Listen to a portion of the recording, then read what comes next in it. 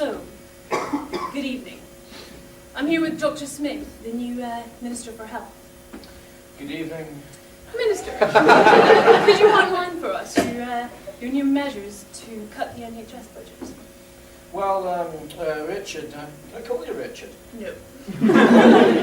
Well, Richard, one of the first things we'll be doing is making sure that none of the doctors speak English. Some doctors aren't going to speak English. No, none of them will speak English. We noticed that lots of time is wasted on things like ideas, concerns and expectations. And if the doctor is unable to effectively communicate with the patients, time and indeed cost is cut down dramatically. I'm sure some of the members of our audience will be familiar with that, especially those who have been on electives in foreign countries. Or indeed people who work in Luton. But surely, by ignoring the patient's perspective, it'll just create more work for the job, for the doctors 2 or 3 years down the line. Yes, but I'll be in a different job by then. I see. But, seeing as our medical schools have increased their output by 25%, there can be no need to employ doctors from abroad. Well, that would imply that we're planning, and I assure you we're not planning. I've noticed that by not planning you run into very fortunate situations, such as being able to cut junior doctors' salaries or taking away their accommodation whenever we feel like it. Right. So this is about reducing the levels of debt that the NHS faces. Oh no, the NHS is not in debt. The NHS is in £800 million of debt. There's a very key difference there. I'm sorry, I don't follow. I mean, debt is debt, no matter how much of it there is. Oh no, I would disagree there. If we were £1 billion in debt, or £1 trillion, or 100 trillion, it would be a complete disaster. £1 billion of debt would be a totally unsalvageable situation.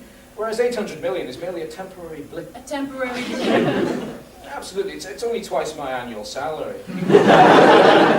This is money I think we'll recoup as we move more and more services into the community.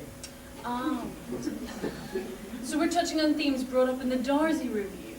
Well, precisely, yes. I think the general public could be very surprised by what can be provided in the community.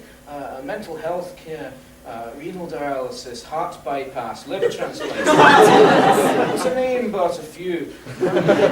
Also, we're hoping that people will be able to access an informal care network, so they won't even need to come into the hospital at all. An informal care network?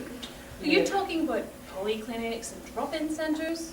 Not precisely, no. We've noticed up until this point that medical expertise is very much concentrated within the medical profession. We feel this is to the detriment of society. By making sure that doctors can't get jobs, they'll go into alternative careers. Lawyers, estate agents, bin men. So patients will be able to visit these people from any walk of life. Are you suggesting that we ask our postman about our ingrown toenail, or our bin man about our incontinence? Well, take me, for instance.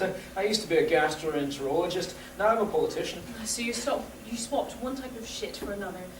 Dr. Smith, thank you. Thank you.